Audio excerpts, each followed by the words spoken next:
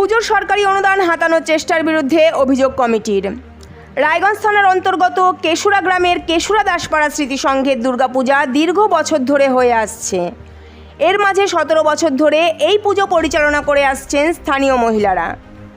দুর্গাপুজোর জন্য সরকারি অনুদান স্থানীয় এক মহিলার অ্যাকাউন্টে ঢোকে বলে জানিয়েছেন তারা। এবছর কমিটির নামে অ্যাকাউন্ট খোলার নির্দেশ দেওয়া হয়েছে।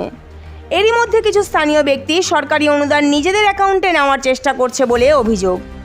এই অভিযোগে ক্লাব সদস্যরা বৃহস্পতিবার রায়গঞ্জ থানায় ওই ব্যক্তিদের নামে লিখিত অভিযোগ দায়ের করেন। তাদের অভিযোগ, মহিলারা সুষ্ঠুভাবে দীর্ঘ বছর ধরে এই পুজো পরিচালনা করে আসলেও ওই ব্যক্তিরা অযাচিতভাবে নেতৃত্ব ফলানোর চেষ্টা করছেন। এই টাকা তারা নিজেরা ভোগ করতে পারেন বলেও আশা করছেন তারা, এবং এই বিষয়কে কেন্দ্র করে বড় ধরনের ঝামেলা বিবাদ সৃষ্টির অপচেষ্টা করেন বলেও জানিয়েছেন তারা।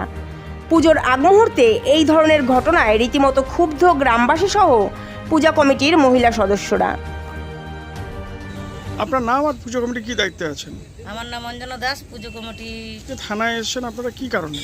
মানে আমাদের পুজোর টাকা নিয়ে কিছু চ্যাংড়া প্যাংড়া গন্ডগোল করতেছে, যাতে এই টাকাটা আমাদের অ্যাকাউন্টে না ঢুকে ওদের অ্যাকাউন্টে করার জন্য আর কি অ্যাকাউন্ট খুলতে চাচ্ছে। তো তাতে কি আপনারা বিরোধিতা করছেন? না, আমরা ভয় পাচ্ছি যাতে আমাদের অ্যাকাউন্টে এই টাকাটা ঢুকে। তাছাড়া ওরা যদি করে তাহলে আমাদের পুজোটা করতে পারছি না। তাছাড়া প্যান্ডেল জ্বলাই দিতে চাচ্ছে আর এমনি হুমকি দিচ্ছে। তাতে কি আপনারা ভয় পাচ্ছেন? ভয় পাচ্ছি হালকা। আপনার নাম ও পুজো কমিটির কি দায়িত্বে আছেন? আমার নাম শোভা চক্রবর্তী, আমি পূজা কমিটির প্রেসিডেন্ট। আর কি সমস্যা হয়েছে, কিসের জন্য থানায়? সমস্যাটা হচ্ছে আমাদের যে পূজা কমিটি আছে কেশুরা দাসপাড়া স্মৃতি সংঘ, সেখানে হচ্ছে আমরা মহিলারা সবাই মিলে এই পুজোটা করছি দীর্ঘদিন থেকে। তো দীর্ঘদিন থেকে আমরা অনুদানটাও পাচ্ছি। তো সেই জায়গায় দাঁড়িয়ে থেকে আমরা প্রত্যেক বছর এটা মানে একটা প্রবলেমের সম্মুখীন হই। সেটা হচ্ছে আমাদের পাড়ারই কয়েকজন ছেলে ওই টাকাটাকে কেটে নিয়ে ওরা মানে ওদের অ্যাকাউন্টে ঢোকাতে চায়। সেটা অনেকবারই চেষ্টা করেছে, বিফলে গেছে। এইবারও সেই সেম কাজ করছে।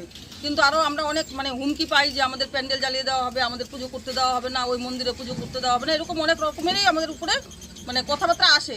যদিও সেই প্রুফ আমাদের কাছে নেই, কিন্তু লোকমুখে আমরা শুনতে পাই। সেই কারণে আমরা অগত্যায় আমরা কোনো রাস্তা না পেয়ে সব মহিলারা মিলে আমরা আজকে থানার মধ্যে এসে একটা ডায়েরি করেছি বা থানাকে আমরা জানিয়েছি যে আমাদের এই প্রবলেমটা হচ্ছে। তো আপনারা কি এবারও সেরকম কোনো ভয় পাচ্ছেন, আশঙ্কা করছেন? না, আমরা তো ভয় পাচ্ছি বললে ভয় শুধু না, আমরা আতঙ্কেই থাকি ওখানে।